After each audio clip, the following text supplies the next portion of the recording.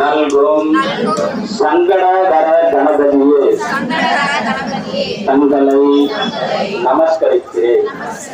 முழு முதல் கடவுளாகவும் பூத கணங்களுக்கெல்லாம் தலைவனாகவும் இருப்பவரே, பக்தர்களை துன்பத்திலிருந்து காத்து இன்பம் அளிப்பவரே, பக்தர்களோடு எப்பொழுதும் நிலை கொள்பவரே, பக்தர்கள் தொடங்கும் எந்த ஒரு செயலையும் ஒட்டிக்கொள்ள செய்பவரே, பக்தர்களை சுற்றியுள்ள எதிர்மறையானவற்றை விலக்கி நன்மைகளை தரும் நேர்மறை ஆற்றலை பெருகச் செய்பவரே, உங்களை மீண்டும் நமஸ்கரிக்கிறேன்.